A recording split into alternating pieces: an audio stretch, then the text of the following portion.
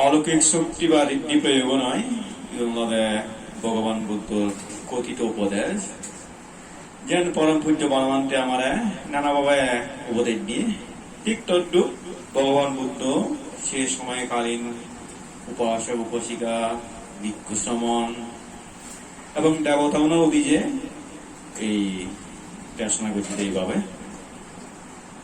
আর এই কারণে সূত্রগুণর যে উপদেশ জানি আগে সিঁড়ি যদি আচরণ করি নিজের ব্যক্তি জীবন প্রয়োগ করতে পারে সে মঙ্গল সাধিত হয়। এদিককে মঙ্গল সাধিত এক করে মার্গ ফল লাভ করে না পর্যন্ত। অনেক সূত্র আমি দেখি বুদ্ধ এই উপদেশ জানি দেনা লগে বহুত দায়ক দেখা মার্গ ফল লাভ করছে।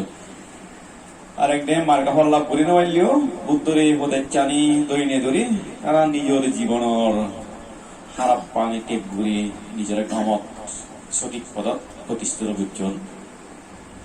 মাত্র একটা সমস্যা হলো সূত্র ওনার ভাষা পালি, আসে পালি ভাষা বর্তমানে অপ্রচলিত। সে কারণে সূত্র উন্নতি উপদেশ আগে চিনি তোমার পক্ষে বুঝে নেওয়া সম্ভব নয়।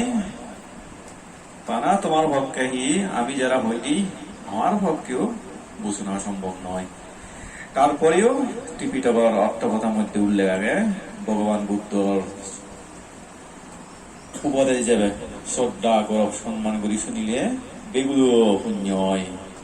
আর সে সূত্রগুণ শ্রদ্ধা করি শুনিবার সময় মনত অনেক প্রকার ভাব চেতনাহীন বলে সিদ্ধিও নিজের আবদ্ধ বিরত রাখা না হয়। হিজু সূত্র বুদ্ধ প্রভাবশালী দেবতা মনেও দিয়ে হিজু উপদেশ আগে সে উপদেশ চিনলে যায় যারা সদর্মপ্রায়ণ সে দেখে মনে নানাভাবে আবদ্ধ রক্ষা করে না দেবতা উনি সে উপদেশ জানি সেই সূত্র নামের শুনিলে চিন্তা তারা পালন করা এবং সূত্র অনুসারে জানি একটা সত্য ক্রিয়াও করা হয়। তো ব্যাখ্যা নেমে অত্যনে না বুঝলেও শ্রদ্ধা গৌরব সম্মান করে শুনিলে বেগুলো পুণ্য হয়। আর সেই সবঞ্জনিত পুণ্যের দ্বারাই তোমার নানা ঐক্যে অন্তরায় উপদ্রব রোগ পরিত্রাণ আনা সম্ভব হয়, পরিত্রাণ আনা সম্ভব হয়। সে কারণে পরিত্রাণ আমি ভগবান বুদ্ধর সে অনন্ত জ্ঞান এবং গুণসম্পন্ন উপদেশ জানি তোমার মঙ্গল দিয়ে হাত গুলি দিতাম যে তুমি শ্রদ্ধা গৌরব সম্মান করি শুনিতে